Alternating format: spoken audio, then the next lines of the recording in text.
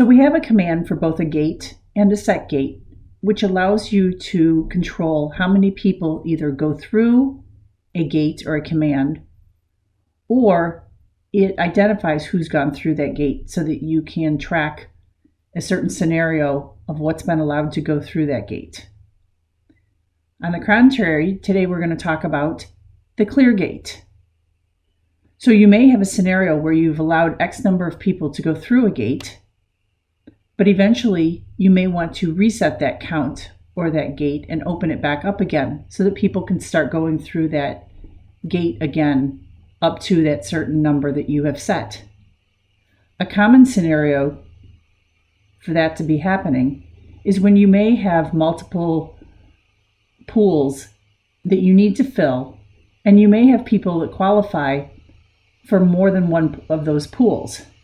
If you want to balance those pools or how often those pools are offered, you can use the clear gate so that somebody that qualifies potentially for 2 pools can be relatively balanced when they go through the gate the first time and go into one pool, but the next time when they don't qualify for that gate, then they get sent to a different pool.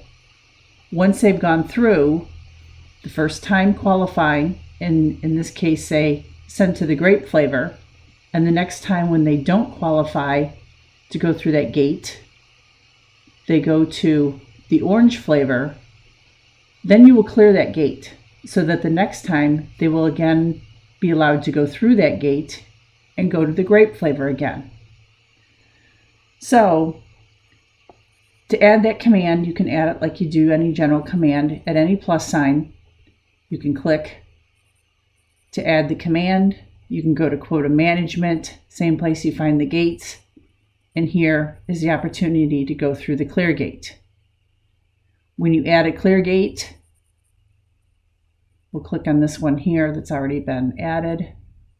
You can identify what gate you will be clearing, and that once you clear that gate, when you go through this command, where they will be going next. So in this case, we're asking people what flavors they like.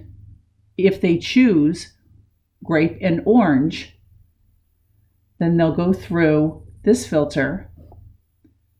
Once they go through this filter, the first time they're going to go to a gate that's a gate of 1. Okay? So these people that are going through this gate are both grape and orange people. When they go through it for the first count of 1 and successfully go through, they're going to go to the grape pool. If they are not successful and they're, say, the second person to go through this gate, they're going to go to the clear gate, which is going to circle back and clear this so that the third person that goes through becomes number 1 again. And then number 2 person who has gone through this gate that did not qualify is clearing the gate. And then they're going to go into the orange pool.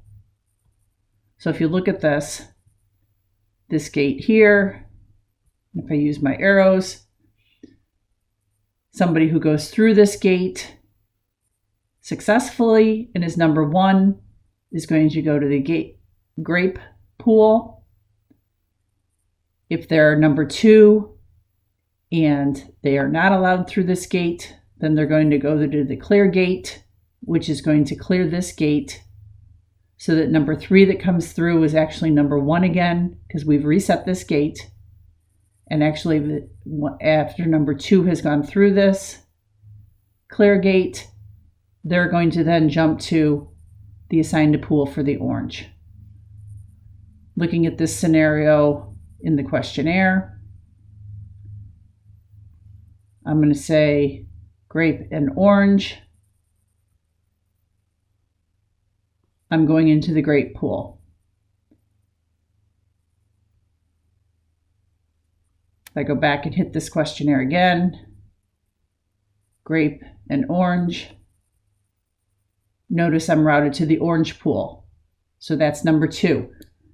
First time I went through it, I was counted at the gate. The second time, I was not allowed through the gate and I was routed into the orange pool. That also cleared that gate. So now when I go back through this again, I pick grape and orange. That gate has been cleared, and I'm allowed again back through to go into the grape pool.